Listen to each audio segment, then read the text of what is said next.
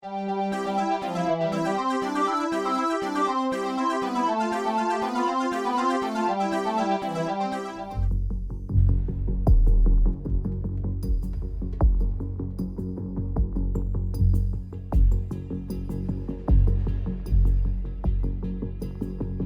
1775 to 1783, a conspiracy of men changed the world forever. They changed the world by supplying it an enciphered idea, a so-called meme, with the potential to live forever across endless permutations. That meme was called the American Revolution, and as we'll see in this virtual essay, weirdly enough, it's at the heart of 2015's Metal Gear Solid 5.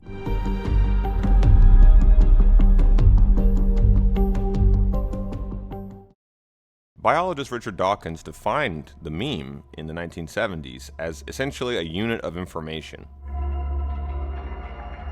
Beginning with 2001's Metal Gear Solid 2 Sons of Liberty, Hideo Kojima's postmodern spy series made the origins of the American meme, an empire which began as a revolutionary republic of 13 former British colonies, front and center. MGS2 is infamously full of references to the American Revolution and its icons like George Washington and, of course, the Sons of Liberty. But what maybe none of us saw coming was that this topic would subtly remain relevant for the entire MGS saga, up to and including most of all Kojima's final Metal Gear, MGSV: The Phantom Pain. The Phantom Pain plays out across the late 20th century post-colonial world, in conflict regions like Afghanistan and the Angola border. The central theme, as in MGS2, remains the question of independence. What kind of world, if any, can follow in the wake of empires? Can former slaves ever become free? Can a system of self-determination on a global scale even function? Is freedom becoming just another Orwellian word for slavery? Is freedom, true liberty, even possible in the first place? These are questions at the heart of MGSV, and they all stem in different ways from the American Revolution. The shadowy underside to American liberty is, of course, slavery, and it is secretly everywhere in MGS5. From the animal cage-like cells of Guantanamo Bay, Cuba, to the modern world's regions of perpetual warfare and former European colonies that we visit, it's no coincidence that the part of Africa the Phantom Pain takes place in was a major gear in the machine of the transatlantic slave trade, the ancestral home of a large number of the sons and daughters of former American slaves. How could America be both things at once, a true bastion of liberty to some and also symbol of the era of slavery to others? Well, the simple answer is language control, information control, competing, even contradictory interpretations. Fiction and rhetoric matter much more to people than the messy reality. The truth is, America has never had a problem with being contradictory. Maybe if more of us Americans spoke a second language besides English, we might have recognized what makes our language, culture, and system so unique in this respect. This room for multiple interpretations is part of what makes America so beautiful, but it's also why, as a general rule, Americans tend to be so full of shit. English is great for spin, for rationalization, euphemisms, and propaganda. Whether left or right, Americans tend to stop at nothing to make their point. Facts and historical ambiguity be damned. This propagandistic quality to all language, but to America's in particular, is of course also front and center in MGS5, a game whose antagonist famously declares, "This is no ethnic cleanser, it is a liberator." The American Revolution targeted the world's hearts and minds by wrapping itself up in high-minded philosophy, in propaganda. To this day, double-talking and hypocrisy are the US's bread and butter, as is continuing to police the world's norms and make decisions for it, all but unilaterally. How that policing and unilateralism gets practiced is through several ways, but language control, of course, is a part of it. So is Englishization. The American Revolution ironically expanded the spread of English beyond British borders, as America both economically and politically grew to become, by the end of World War II, the world's dominant capitalist power. In time, they began to dictate the fate of entire nations from the shadows. And before we knew it, the Patriots, the proud police of the world, started bringing an entire planet under their control. MGS5 takes place during the 1970s and 80s, when America's transformation into an empire debatably first began, or at least its imperial ambitions, present perhaps from the beginning, really started to expand, as they in turn shaped the 21st century. And not so coincidentally, the game also takes place across the bicentennial anniversary of the American Revolutionary War, much as MGS2 plays out on the eve of the anniversary of George Washington's inauguration at Federal Hall, Lower Manhattan. The way Americans of all stripes speak tends to propagandistically reduce complex issues into with us or against us ultimatums, much as the American Revolution did. Think of labels like terrorist or pro-choice, pro-life, that kind of propaganda. But as we'll see in our next example, the concept of the American meme proliferating throughout the world, which we sort of see in this game, is something that comes from real life. There are plenty of real-world examples of how the American meme proliferated and evolved, whether we're talking about the Soviet Union to Vietnam.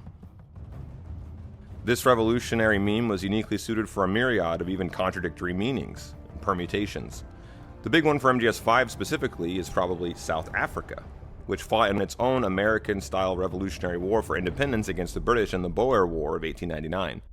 Most of the soldiers we encounter in the game's version of the year 1984's Angola-Zaire border region are mercenaries from South Africa.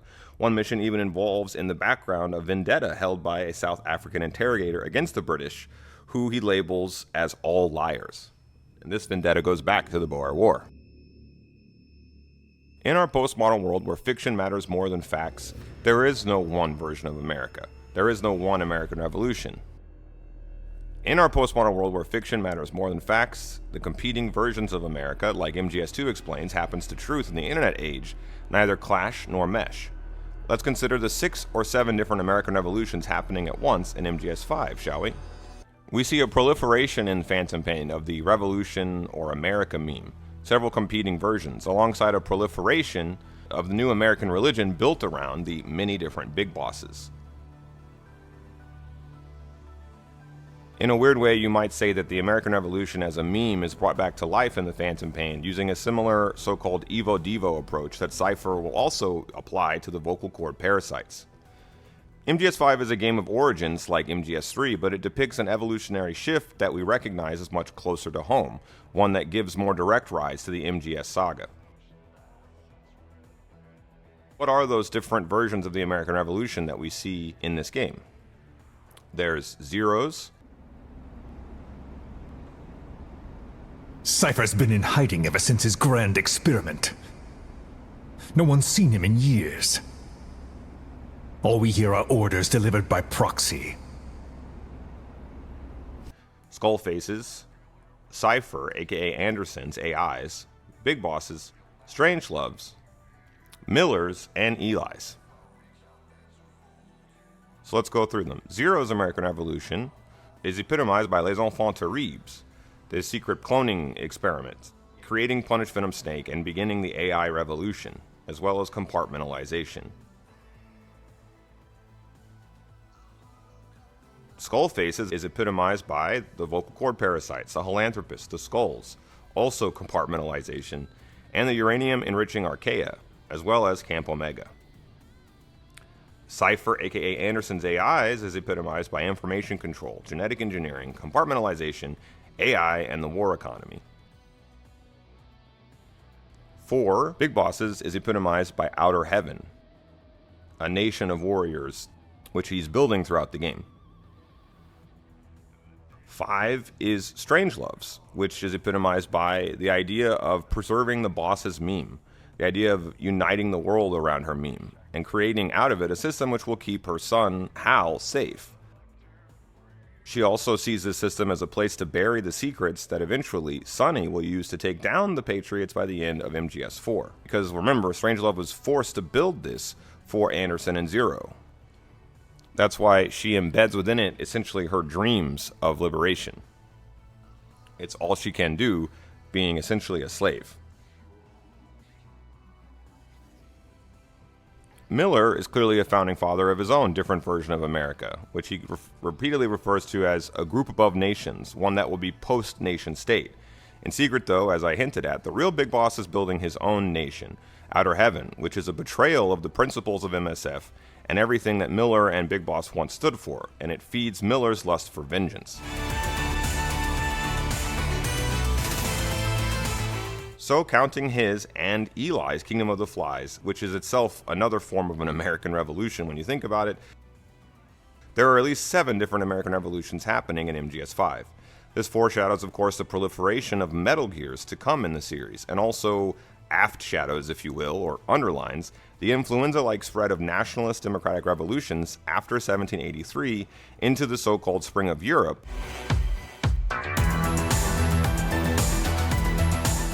This is like how there is no one version of America, or one version of the will of the Founding Fathers, only competing interpretations.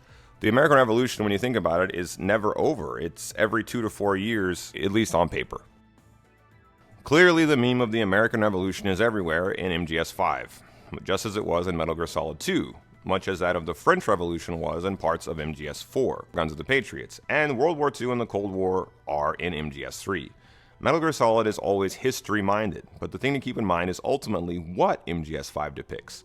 It's basically, as I've already mentioned in previous videos, a civil war between the different interpretations of America and the boss's will, to different versions of Cypher, embodied by characters like Zero or Skullface. Each are fighting their own version of an American war for independence, or retribution. It's brilliant when you remember that Code Talker's doppelganger, Benjamin Franklin, was an important scientist, just as other founding fathers were, like members of Cypher, inventors and philosophers. Astride our white horse as Punished Venom Snake, we resemble either Napoleon or George Washington, take your pick. Both were military men who, like Big Boss, changed the course of history by winning wars and helping reinvent the very concept of modern warfare in revolutionary terms. In closing, the American Revolution in the 18th century is surprisingly everywhere in The Phantom Pain, even down to things like the mysterious plague and the Indian witch doctor. While again, this region of continental Africa was used to farm raw materials for the global slave trade and populate colonial America with unpaid workers. The slave trade was the start of globalization, arguably, following its origins in the age of colonial expansion and in bodies like the Dutch East India Trading Company. Globalization really began to peak, as we know it, starting in the 1980s, the era that The Phantom Pain takes place. As it conveys, all these things arguably evolved out of their origins in the fertile soil of the era of the American Revolutionary War. Until next time, boss.